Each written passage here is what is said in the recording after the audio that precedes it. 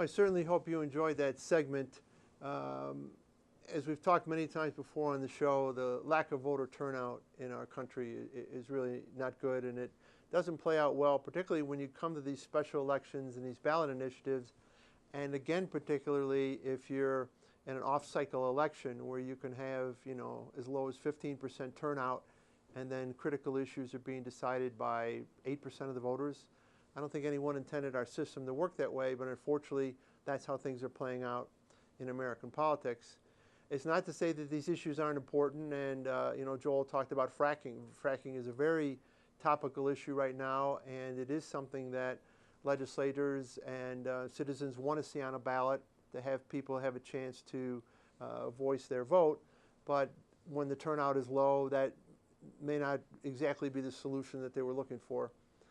At the same time, I could not get Joel to bite on my notion that I'm very cynical about this process, and I don't think it's being used properly all the time, that sometimes it's being used to drive a very specific result in a very specific election, knowing there's going to be low turnout, or conversely, cynical on the other side, that the reason it's on the ballot and the reason people are trying to raise turnout is actually to then help the candidates who are on the ballot, not the ballot initiative itself, but the other candidates on the ballot.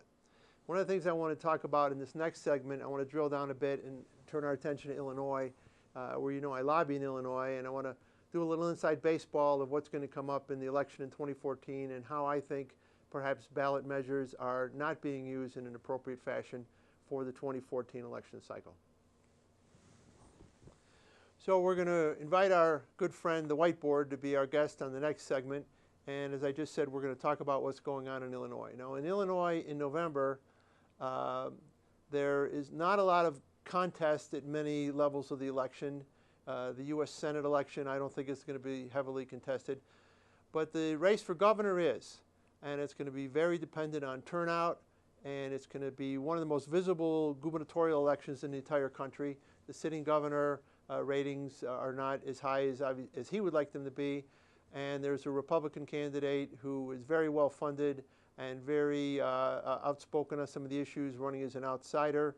Some of the classic elements you have for a very highly contested election in November. So again, I'm going to wear my cynical hat. I couldn't get Joel to buy into it. He's young. He has time to become cynical like me.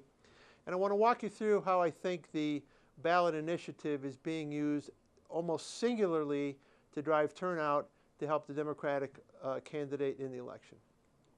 So let's go to the whiteboard. In Illinois right now, this is for, again, the 2014 election in November, there are 3 ballot initiatives that are going to be on the ballot, and each one of them is a legislative initiative. So to have a legislative initiative, what you need is 60% of the legislature in Illinois has to vote to put this on the ballot. 60% requires a supermajority. I think most states have a supermajority requirement, so that if one party literally has 51% of the seats, they can't get a bunch of stuff on the ballot. It needs a higher voter requirement. So again, we have a 60% vote requirement to get these on the ballot. It's the right to vote. One of the initiatives is related to crime victims' rights, and then the third initiative is related to minimum wage increase. Now, I'm not suggesting that right to vote and criminal victim rights are not really important issues and they shouldn't be before the electorate. And again, on this show, we don't take positions on the merits of issues. But I would also suggest to you that these particular issues could be solved by the legislature themselves, passing legislative initiatives, dealing with voters' rights, dealing with crime victims' rights. They do not have to be on the ballot in November. And then you get down to minimum wage increase. And this one, if you'll note, is purely advisory. So this is a vote that doesn't actually count for anything. It is advisory and arguably to just give guidance to the legislature on what action they should take in the next election cycle. Now, if there's any particular red meat right now for Democrats in this particular election, and they're focusing on this nationwide, you hear the president talking about it all the time, it is the minimum wage increase question. So to me, there's no doubt that this is on the ballot, and it's an advisory issue. It's clearly on the ballot to drive Democratic turnout at a time when the Democratic governor, the sitting Democratic governor, needs votes.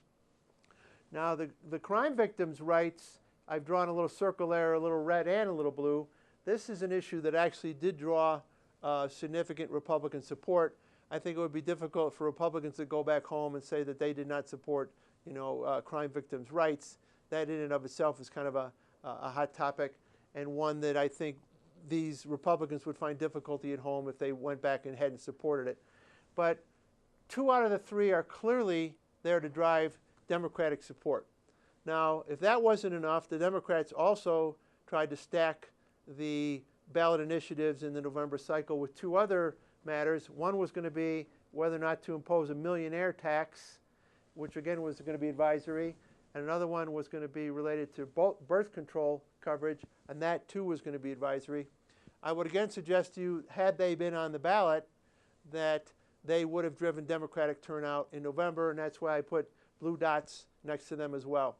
So the Democratic-controlled legislature in Illinois, and we've talked about that before, they have over 60% in the Senate and 60% in the House, went well out of their way to try and stack the November ballot to drive turnout. They were successful in 3 out of the 5 efforts.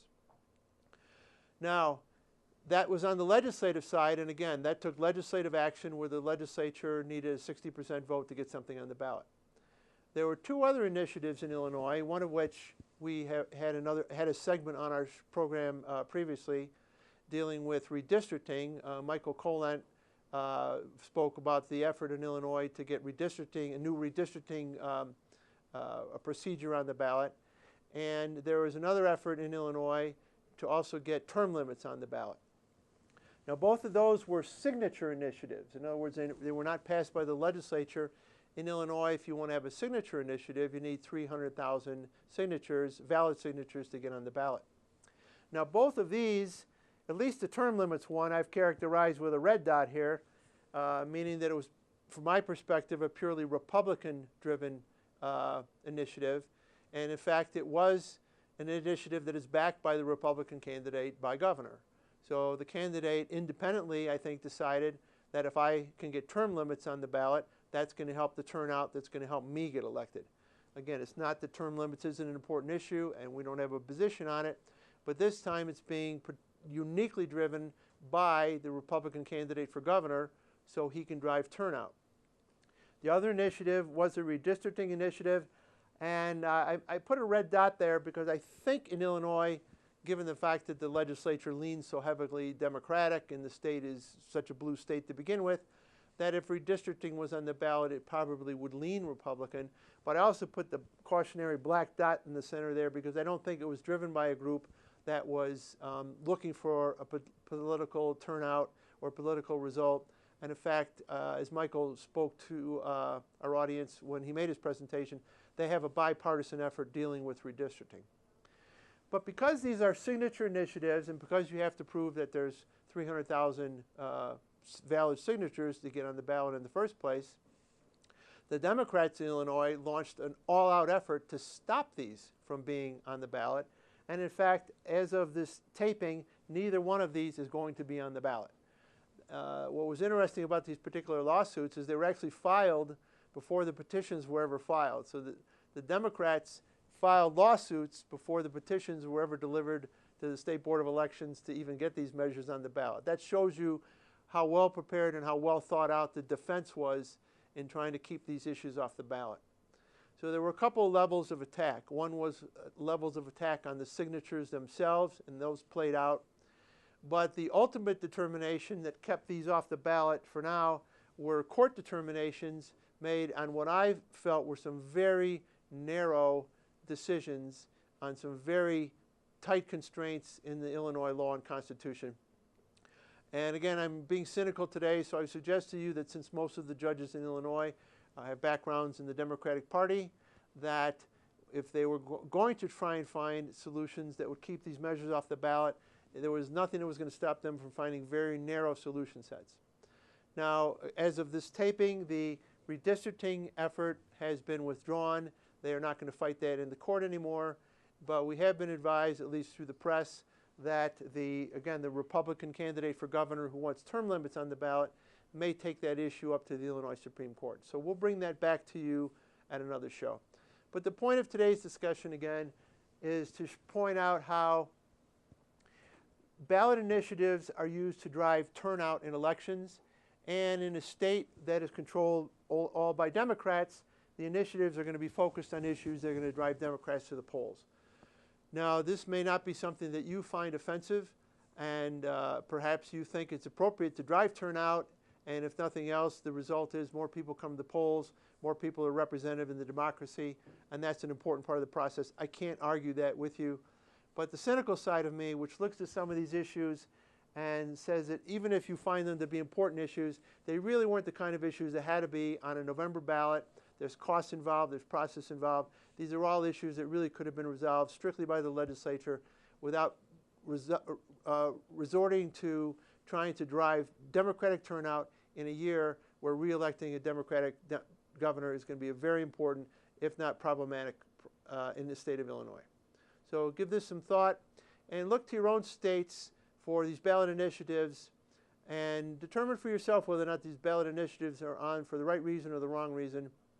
And then I don't know if that will affect your vote, but it should at least affect your thought process of why this system is a little more dysfunctional than it needs to be, and then we can talk about solution sets. Thank you.